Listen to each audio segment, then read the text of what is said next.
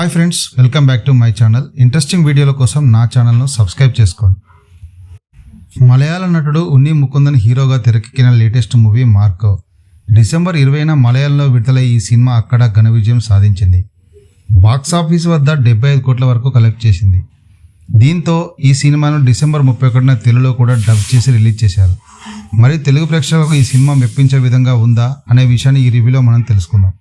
George అనేవాడు కేరళలో ఒక పెద్ద గోల్డ్ డీలర్. అతని కొడుకు విక్టర్. ఇతనికి కళ్ళు ఉండవు. కళ్ళు లేనప్పటికీ ఇతను హత్యకు గురవుతాడు. ఇక విక్టర్ ముత్తో అప్సెట్ అయిన జార్జ్ తన తమ్ముడు మార్కోను ఉపయోగించుకుని ప్రతీకారం తీర్చుకుంటాడు. ఈ రివెంజ్ ఎలా సాగిందనేది మిగతా కథాంశం. మార్కో లాంటి సినిమాలు గతంలో చాలా వచ్చినప్పటికీ ఈ చిత్రంలో వైలెన్స్ కాస్త ఎక్కువగా ఉందనిపిస్తుంది. అంతేకాదు, ఇలాంటి రివెంజ్ డ్రామాలను ఎన్నో చూసి ఉంటాం, కానీ మార్కో ప్రత్యేకమైన యాక్షన్ సన్నివేశాలతో కూడి ఉంది. ప్రతి ఫైట్ సీన్ను మరింత హింసాత్మకంగా చిత్రీకరించారు.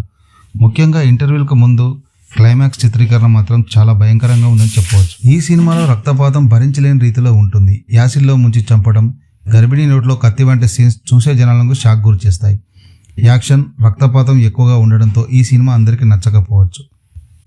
ఈ మార్కో యాక్షన్ ప్రేమికులకు మంచి కిక్ని ఇస్తుంది. అయితే హింసను చూడలేని వారు ఈ చిత్రానికి దూరంగా ఉండడమే మంచిది. ఎందుకంటే కొన్ని సీన్స్ షాకు గురి చేస్తాయి. ఈ మార్కో చిత్రంలో ఉన్ని ముకుందన్ నటనకు విశేష ప్రశంసలు లభించాయి. అయితే ఈ చిత్రంలో ఉన్న తీవ్రమైన హింసాత్మక దృశ్యాలు కొందరు ప్రేక్షకులను అసహనానికి గురిచేశాయి. ఈ చిత్రం సాంకేతికంగా ఉన్నత ప్రమాణాలను కలిగి ఉన్నప్పటికీ కథలో కొంత బలహీనత ఉందని విమర్శకులు పేర్కొన్నారు.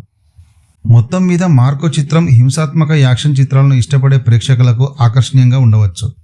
హార్ట్ ప్రాబ్లమ్స్ ఉన్నవాళ్ళు, చిన్నపిల్లలు ఈ చిత్రాన్ని చూడకపోవడమే మంచిది. ఎందుకంటే చాలా హింసాత్మకమైన దృశ్యాలు ఈ సినిమాలో ఉన్నాయి.